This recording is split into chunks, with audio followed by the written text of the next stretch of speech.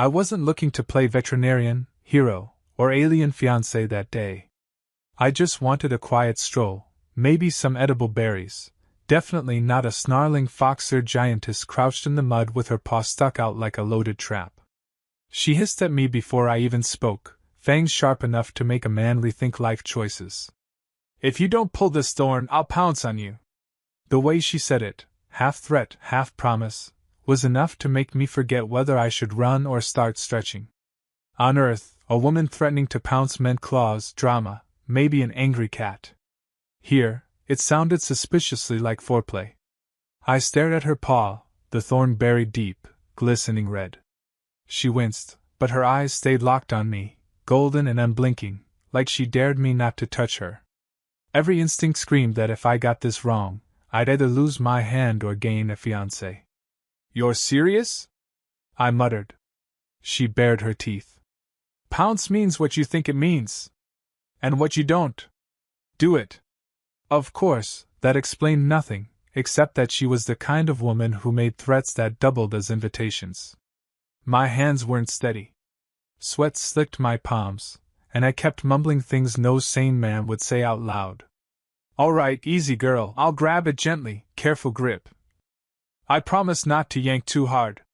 She cocked an eyebrow, ears twitching like radar, and if fox women could blush, I think she did. Her tail flicked, sharp and impatient. Less whispering. More pulling. I braced myself, wrapped fingers around the thorn, and tugged. She yelped, loud enough to shake leaves from the trees, then immediately growled. Harder. My brain short-circuited. Every fiber told me she was enjoying this way too much for a medical procedure. I pulled again, twisting, and the thorn slid free with a wet pop. I held it up like a trophy. There. Out.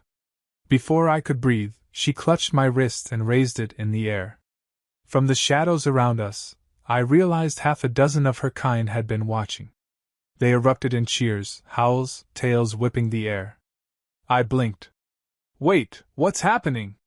She grinned, flashing canines. "You accepted my courtship challenge." "Courtship what now?" She rose to her full height, towering over me, still clutching my hand like a victorious gladiator. "You pulled the thorn. That means you've proven strength, bravery, and willingness to endure my cry. You are now my chosen mate." "Mate?" My voice cracked worse than a broken comlink. "I just did basic first aid." Her kin closed in, circling, congratulating, slapping my back so hard my ribs rattled. One called out, "Strong human hands! Good for pouncing!" Another barked. "He lasted through her scream. He will last through everything else." The innuendo practically dripped from the air. I tried to backpedal. "Hold on, it's not like that. Where I'm from, this is just helping. No strings. No paws. No pouncing." She leaned down until her muzzle brushed my ear, her breath hot. "On my world, pouncing is the only string that matters." Then, louder, to the crowd. "He is mine!" The cheer doubled. My stomach flipped. I wanted to deny it, but the way they looked at me, like rejecting her would be a crime against nature, froze the words in my throat. And her eyes, fierce, daring, with a flicker of vulnerability buried deep.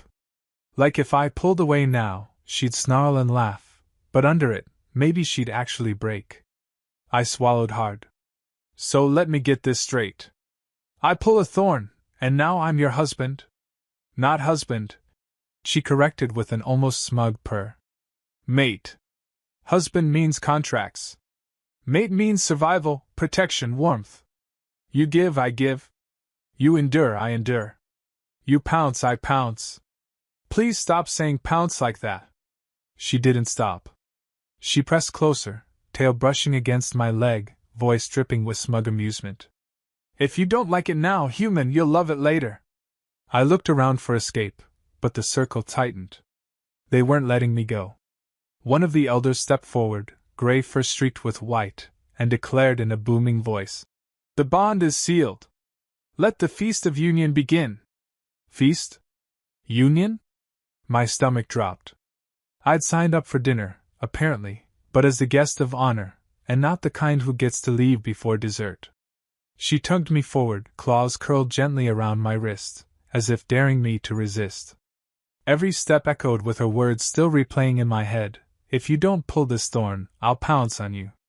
Now the thorn was gone, but I had a sinking suspicion the pouncing part was just getting started.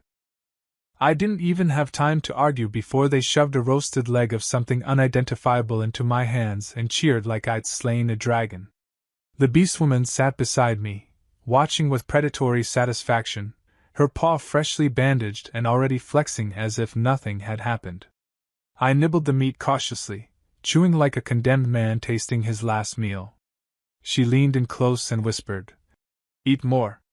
You'll need strength tonight." The meat went down the wrong way.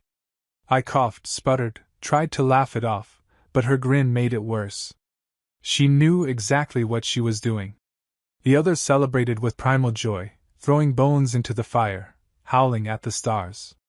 One smacked my back so hard I nearly face-planted into the fire pit. "Good human! Strong lungs!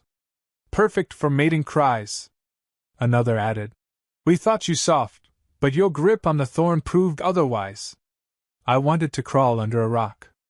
Instead, I smiled like an idiot while they toasted my union with the Fox Queen. She didn't help. Not once. Every time someone made a lewd comment about human stamina or endurance, she nodded sagely like she'd already tested the theory. When I muttered under my breath that I hadn't agreed to any of this, she licked a smear of grease from her paw and said, "Don't worry. You'll agree when I pounce." Her people had a very loose understanding of personal space. They tugged at my arms, inspected my teeth, even sniffed my hair like I was cattle at auction. She slapped their paws away with a growl and wrapped her tail around me like a leash. "Mine! He may smell strange, but he is mine." Strange? I wanted to protest, but the way she purred the word mine sent a jolt down my spine I refused to acknowledge. After what felt like hours of meat, mead, and mortification, the crowd thinned. She dragged me to a quieter corner beneath the trees. The air smelled of smoke and fur. My nerves buzzed. I finally snapped. "Listen, I don't know what kind of ritual this is, but where I'm from, saving someone doesn't mean you get permanently attached." She crouched, eyes glowing in the firelight. "Then where you are from, they are fools."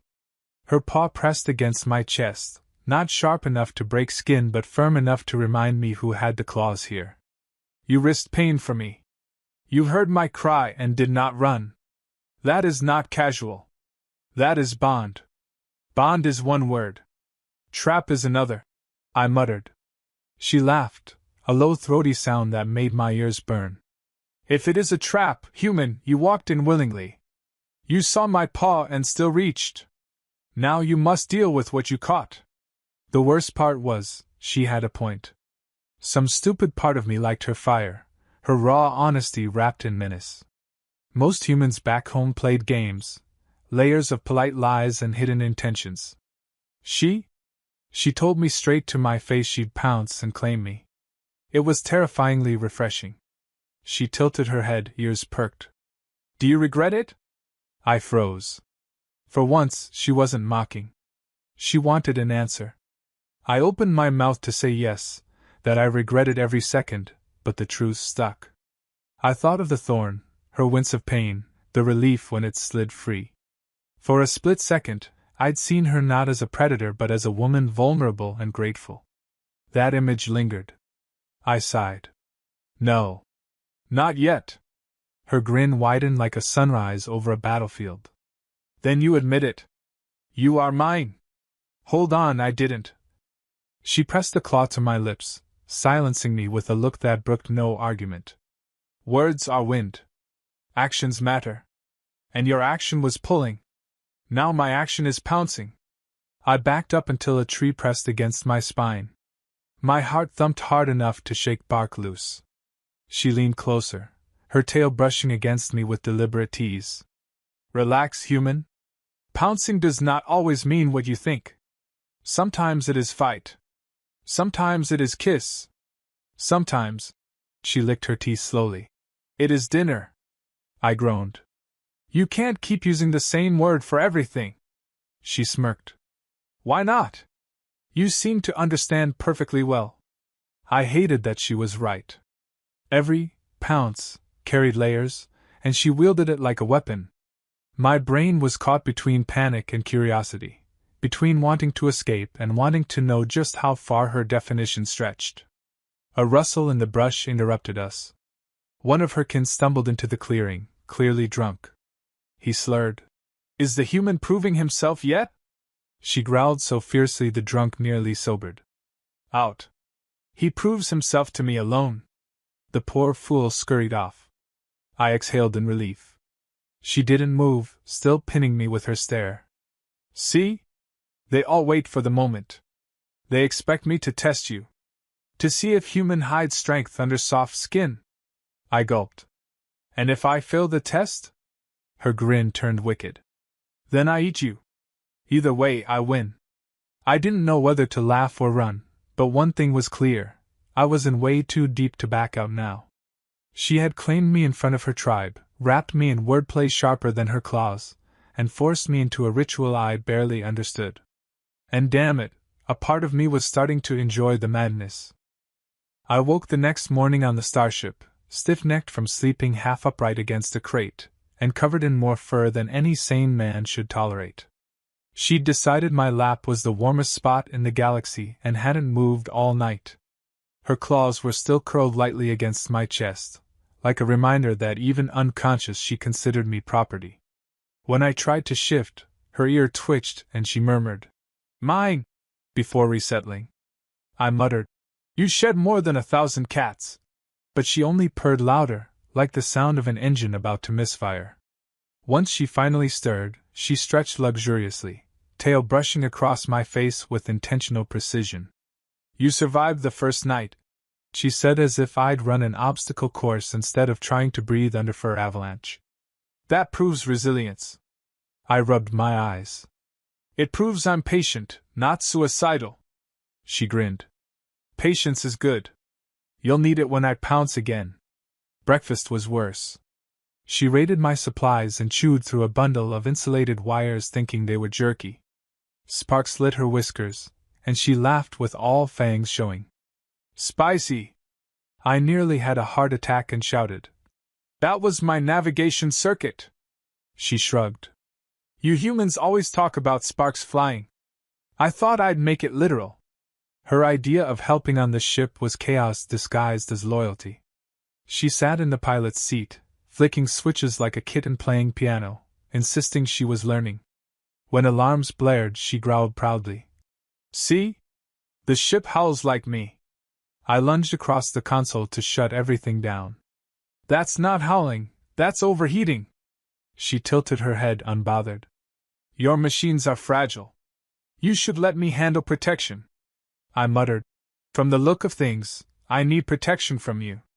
But it wasn't just destruction. She had a knack for turning even the simplest words into traps. When I told her to sit, she raised a brow. "You like giving commands, Master? Should I roll over too?" I nearly choked. "That's not what I meant." She leaned close, whispering with mock innocence. "Then what did you mean? Be clear, human." Every conversation spiraled into innuendo, every instruction twisted into something suggestive until my brain melted. The crew, if you could call it that, didn't help. A pair of passing merchants boarded for trade and immediately assumed we were a mated pair. She confirmed it proudly before I could deny it. "He pulled my Thorn," she told them with relish. "So now he pulls my heartstrings." I nearly collapsed in shame as they congratulated me, slapping my back and offering advice about endurance. She watched, smirking, and mouthed Pounce later. What unsettled me most wasn't her teasing, though. It was how the bond was starting to change her. When I'd first met her, everything about her screamed predator. Now I caught glimpses of something softer. She dragged her bedding into the engine room just so she could nap where I worked. She growled at passing strangers who looked too long in my direction. She even tried cooking once, burnt protein paste so foul it smelled like melted tires, but she shoved the plate toward me proudly. "Eat. Show me trust." Against all reason I ate. She watched every bite like it was proof of loyalty. One evening, she asked out of nowhere, "Why did you really help me?" I froze. My first instinct was to make a joke, something about not wanting blood on my boots. But the way she looked at me, ears down, tail still, eyes unguarded, made me hesitate. "Because you were in pain," I admitted. "And I couldn't just watch." She stared for a long time, then said softly, "Most would have let me bleed. You didn't. That is why I claim you. Not just because of Thorn, but because of heart." My chest tightened at that, and I hated it. This wasn't supposed to be real. She was an alien beastwoman who chewed wires and threatened to eat me as foreplay. But her words sank in deeper than I wanted. I muttered, "You make it sound like I didn't have a choice." She smiled knowingly. "You didn't. The strangest part? She wasn't wrong. From then on, things only got more tangled. She insisted on sleeping in my bunk even though it barely fit one. She sprawled across it, tail dangling over the edge, forcing me to wedge myself into a corner like luggage. When I complained, she purred, "Space is shared in bonding. Stop resisting." If I rolled over, her claws tapped my ribs just enough to keep me in line. If I stayed still, she draped her leg over me like a chain. Either way, she got what she wanted. Every errand turned into theater. On one station, a customs officer asked our business. She leaned over the counter and declared, "My human is strong, virile, and ready to pounce." The officer blinked, coughed into his papers, and waved us through without inspection. I hissed at her later, "You can't keep saying things like that." She grinned. "Why not? It gets results." And damn it, she was right again. But the comedy of it all hit a truth gnawing at me. The more time I spent with her, the less I cared about what others thought. Her quirks, her chaos, her relentless wordplay, it should have driven me mad. Instead, it made my days unpredictable, alive. I started looking forward to her interruptions, her smug grin when she turned my words against me, even her fur clogging my vents. Somewhere between survival and embarrassment, she'd carved a space in my life I hadn't realized was empty. One night, as I was half asleep, she whispered in the dark, "Tomorrow, I show you how my people really pounce." My heart stopped. Before I could ask what she meant, she curled tighter against me, warmth radiating, claws resting harmlessly on my chest. And for the first time, I didn't feel trapped. I felt chosen. The day finally came when I realized her idea of pouncing wasn't just teasing, it was a full cultural contract. The moment we landed on her homeworld's outpost, a crowd gathered like they'd been waiting. She leapt from the ship, tail high, and announced at full volume, "This is the human who pulled my Thorn. This is the human who survived my Pounce." My jaw hit the ground as the entire plaza roared approval. Suddenly I was being bowed to, clapped on the back, even offered gifts that looked suspiciously like shackles disguised as jewelry. I hissed at her, "What the hell did you just tell them?" She licked her paw smugly. "That you are my mate." My voice cracked. "Mate? You told them I'm..." She cut me off with a purr that somehow sounded like a growl. "Yes. And now they celebrate our bond. Smile, human. They think you are virile enough to survive me." What followed was less celebration and more trial by fire. They demanded I prove myself, because apparently pulling a Thorn wasn't enough to cement a union. First was a strength contest, lifting a stone slab half my size. I nearly tore something in my spine, but when I staggered upright she shouted, "See! He carries burdens like he carries me!" The crowd went wild while I prayed for a chiropractor. Then came the feast. Plates of sizzling meat, most unidentifiable, were shoved into my hands. Every bite was rawer than the last. I tried to choke it down with a smile, and she leaned in, whispering, "Chew harder. They're watching your endurance." I glared at her, cheeks bulging with alien steak. "Endurance for food or endurance for..." She smirked wickedly. "Both." The crowd howled when juice dribbled down my chin, as though I'd just passed some obscene test of loyalty. But the final challenge was the worst, the ceremonial dance of pouncing. She dragged me into a circle painted with claw marks, music thrumming from drums that sounded like bones. "Follow my lead," she ordered, ears perked, tail swaying. What followed was less a dance and more a full-scale assault. She leapt, spun, twisted around me like a predator toying with prey. I tried to mimic her moves, which meant mostly flailing and nearly breaking my own ankle. She landed gracefully against me, claws digging into my shirt as she declared, "He survives my leaps. He is mine!" The crowd erupted like a stadium. I was sweating buckets, lungs on fire, but she pressed close and whispered, "Now they expect the final pounce." My eyes bulged. "Final what?" She grinned, every fawn on display. "Consummation human. In public, of course. Tradition." I nearly died on the spot. "You cannot be serious," she purred. "Relax. I'll only make them think we did." My knees almost buckled in relief, until she dragged me to the edge of the circle and wrapped herself around me like a living snare. Every suggestive growl and tail flick was a performance, yet convincing enough to send the crowd into a frenzy. My face burned hotter than the star overhead, but she whispered, "See? Now no one will challenge us. You're safe under my claws." Back on the ship later, I collapsed into the chair, groaning. "Do you realize what you just put me through?" She sprawled across the console like it was a throne, licking her paw. "I gave you honor. You gave me entertainment. Balanced trade." I buried my head in my hands. "I almost threw up raw meat on your chieftain's feet." She smirked. "And they would have called it passion." The ridiculous part was that despite every humiliation, a part of me felt proud. Proud that I'd somehow endured her people's gauntlet. Proud that I hadn't bolted. Proud that, God help me, I liked the way she looked at me now. Less as a toy, more as a partner. Dangerous, yes, but also loyal in the strangest way. Later that night, when the adrenaline finally wore off, she crawled onto my bunk again. No words, just her warmth pressing against me, claws resting lightly on my chest the way they always did. This time, though, her eyes weren't mocking. They were steady, searching. "Still scared?" she asked softly. I swallowed. "Of you? Always." She chuckled, low and rough. "Good. Fear means respect. But you also stay.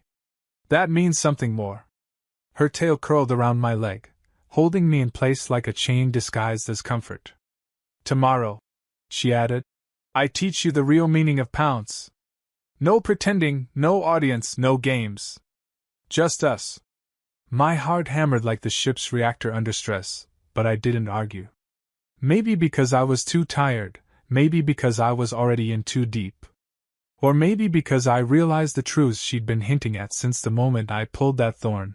She hadn't chosen me by accident. And no matter how much I joked, resisted, or panicked, I hadn't really chosen to resist either. In the end, her claws never dug deep enough to wound. Just deep enough to remind me that being claimed wasn't the same as being trapped.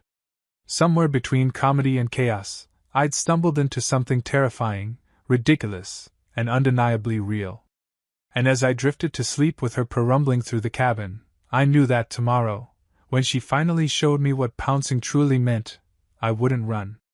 Not because I couldn't, but because, against every ounce of reason, I didn't want to.